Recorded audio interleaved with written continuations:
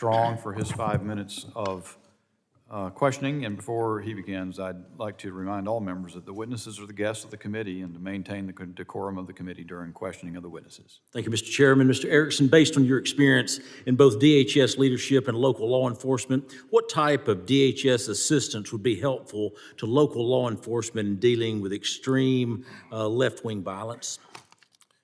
Well, you know, as I'm sure you're aware, the DHS's INA is the only statutorily mandated member of the intelligence community that is required to share information with state and local partners, and that's really the crux of where they can be most helpful. It's sharing articulable, specific, and actionable intelligence to state and local partners so that they can actually make use of that intel. Thank you. Have you heard from local law enforcement who have dealt with extreme left-wing violence about assistance that would help and be helpful to them to deal with this? Well, again, it really boils down to the nature of the intelligence that's being shared downstream. It has to be tailored to the consumer, in this case, the state or local law enforcement agency. So the more specific, the more detailed in nature that the information or intelligence can be, the more that the receiving agency can make use of it. Thank you. There have been many comments and questions from my colleagues across the aisle focusing on right-wing violence and domestic extremism. In your opinion, should the political beliefs of a group inform DHS's decision to take action against violence, or should extremism be addressed consistently? It should be addressed consistently. Thank you. Mr. Roaz, in your time on the ground reporting on violent incidents, have you heard from police or other first responders regarding the challenges they face dealing with extreme left-wing violence?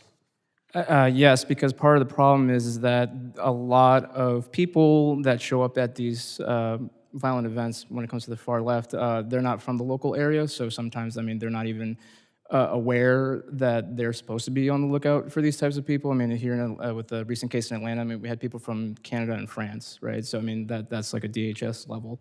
Thank you. Type thing. Do you have an opinion on what types of resources may be helpful for them?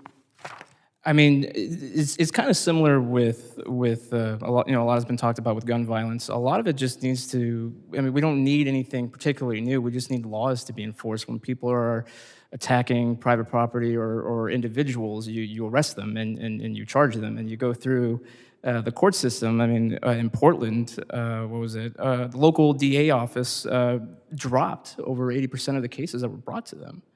So, you know, so they were able to go out and continue that again and again. So it's not that we need anything new. It's just similar with gun control laws. We just need to enforce the ones on the books as opposed to trying to, we do that first before we look at other solutions. Thank you. As someone who is deeply familiar with the groups like Antifa and the threats they present, what can we in Congress be doing to help confront those threats?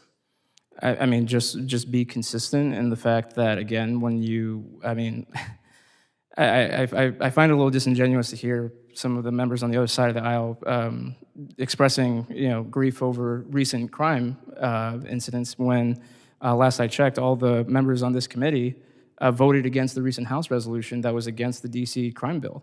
Thank you, Mr. Rosa. Mr. Chairman, I yield back a minute and 45 seconds.